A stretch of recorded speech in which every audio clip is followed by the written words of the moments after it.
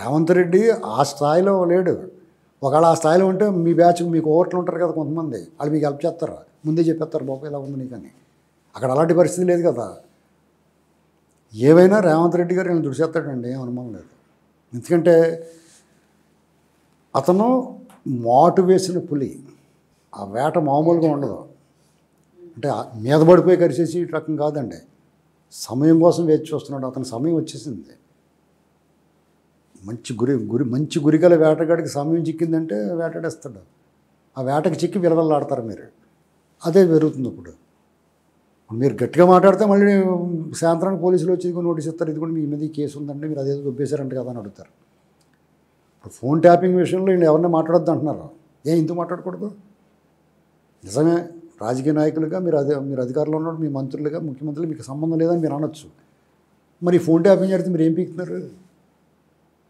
అవునా కదా. ఇప్పుడు అధికారులదే తప్పు, మీరేం పీకుతున్నారు?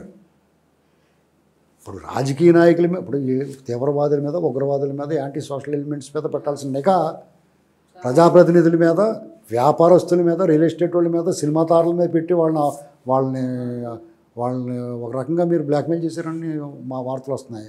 ఆ సాహసం పోలీసులు చేయగలరు, వాళ్ళ స్థాయికి వాళ్ళు చేస్తారు. మీ స్థాయికి మీరు చేశారని రేపు నుంచి ఆ ప్రభాకరావు చెప్పేస్తారు కదా రేపొద్దున్న.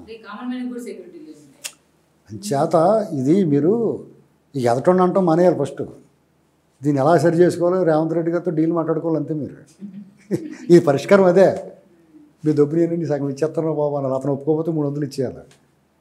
పైగా అతను కోరుకుంటాడు ఎవరినో టీవీ నేను ముంచేయండి, అలాంటివి చేయాలి. టీవీ నేను సడన్గా మేము మూసేవాడిని వెళ్ళిపోవాలి, అలా చేయండి పోనీ. అతను సాటిస్ఫై అవుతే అతను అలా తొక్కిన ఆరలాగుతాను అన్నాడు. అదేదో మీరే లాగేసి నువ్వు లాకుండా మేమే లాగేసామయ్యా అని చెప్పండి. మీకు అనుకూలంగా ఉన్న వాళ్ళందరూ కొన్నాళ్ళు సైలెంట్ అయిపోమనండి.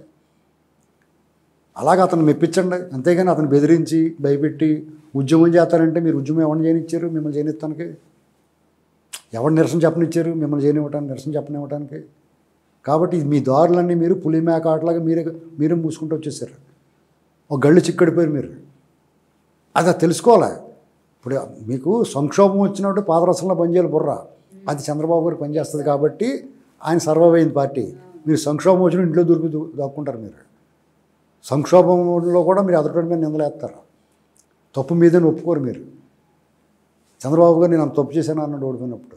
మీరు ఏమన్నారో ప్రజలు తప్పు చేశారు అంటున్నారు మీరు. ఈ వీడియో మీకు నచ్చినట్లయితే please share, like and subscribe R24 Telugu.